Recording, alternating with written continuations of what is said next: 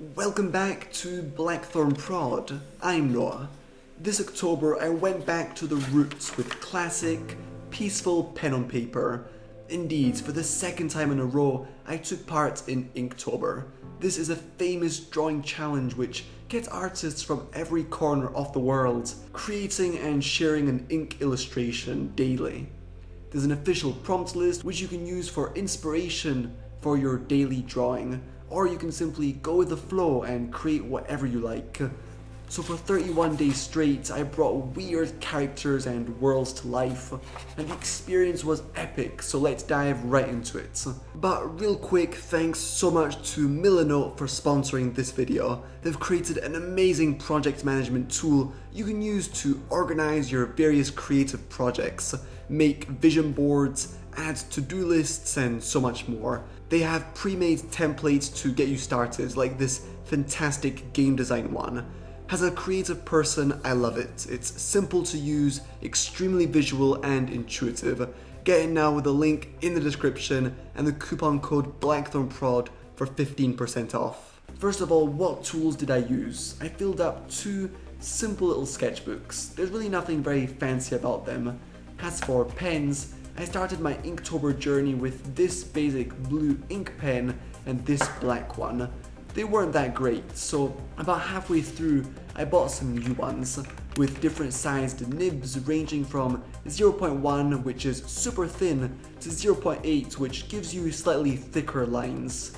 And I could switch between them depending on what I wanted to draw. I never used any pencils, I just went directly with my pens. It's of course a little more challenging because you don't have the eraser safety net if you mess up, but the whole process just felt more natural and relaxing. And I got used to improvising and turning my mistakes into parts of the drawing, which was a lot of fun. I embraced my mess-ups, which usually turn my characters into extra weird or unique things. As you can see, my first Inktober creation, which is a disturbing finger cursed by an evil ring, is a bit ugly. It had been a very long time since I had drawn on paper. I was used to only making digital art, with endless Ctrl-Zs to undo mistakes, and crisp brushes, clean erasers, colors, and more. Digital was my comfort, and this rough paper and pen shenanigan was a little hard to get used to. Drawing number 2 features a spooky, mindless character. My Twitter followers were encouraging, and drawing is always such a nice, relaxing process. I love just listening to music or letting my thoughts wander as I create. I could feel this would be a very nice nighttime routine. So I pushed on with drawing 3, featuring a monster baiting a little rabbit with a carrot. Then here we have a character with a large toothy grin frozen in place. For day 5 it took me quite a few attempts before getting the final results. So yeah, when making rough or mediocre art, it's easy to blame the paper or pens, when in fact all you need is consistent practice. As I'll discover in the following days, with my art definitely improving. A big lesson here is you don't need fancy pens or sketchbooks to make art. Use basic tools, especially when starting out. Of course, a nice collection of pens and beautiful leather sketchbooks are awesome and can help with motivation and improve your art a bit, but the core lies in you. So yeah, don't turn a lack of art supplies into an excuse for not creating. During these initial days, I would always draw quick little thumbnail drawings to warm up and get ideas before moving on to the main piece. This made for a pretty messy sketchbook, filled with incomplete rough ink sketches. Which is another lesson, your sketchbook doesn't need to be perfect, just fill it up, have fun, and keep going. Day 6 was cool. I came up with this cute Grim Reaper character. And here's a furious toothy monster and an old crone. Again, making quick little sketches which warm me up and lead up to the final piece of the day. Anyway, as you see, at some point I felt like making more happy, light drawings, like these characters bathed in sunlight. A smiley flower head, 2 creatures speaking kind words to each other, or a warm, cozy Christmas meal between family. I usually draw a rough shape to begin with, and then just see where that takes me, adding little details later on. It seems like my drawing style on paper is a bit more detailed than my digital art. I got quite a few people saying the art reminded them of Tim Burton, and sure enough, his style is a great inspiration to me. It's simple and extremely weird, and there's always a little story behind each drawing, which is what I did with all of my Inktober creations. Each one is about something either personal or just a funny little story, like the spooky Willy Winky dragging a naughty boy only the gods know where. And then this drawing was inspired by this incredibly disturbing painting called The Scream. Drawing on paper felt really authentic and new. I draw almost every single day on my computer with my Intuos Pro Medium drawing tablet and Photoshop.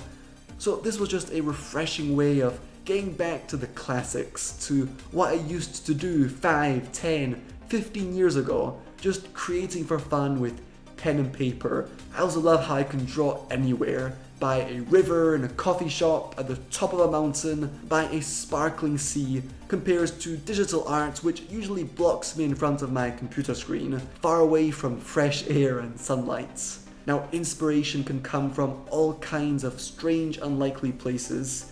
As an artist, always try and keep an open mind. For example, this drawing was inspired by my daily work life making games. I look a lot happier in real life though, I assure you. This is a favourite drawing of mine, the Catwoman. And again, these cats and this old woman look nothing like real cats or people. They're weird and twisted and funny. Don't be afraid to go as far away from reality as you want. I mean, we're always surrounded by reality. What I love and find really exciting are drastically different worlds. And you'll notice that quite a few of my drawings have rainy environments.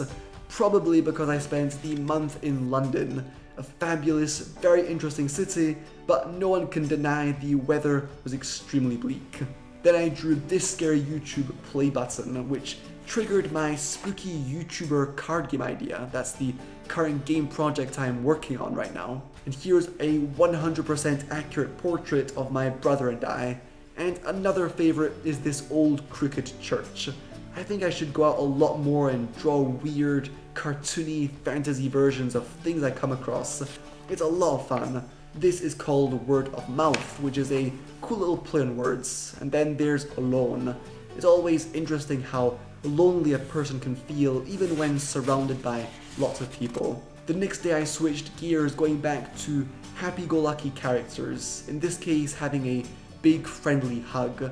And here's a quick representation of the legendary painter Bob Ross, surrounded by nature, painting happy little clouds. Finally, I came up with my favourite Inktober pieces at the end of the month, the Tiny Dead Planet and Lost. You can probably see the decent improvement I made over these 30 days, which goes to show how practice and consistency always pay off.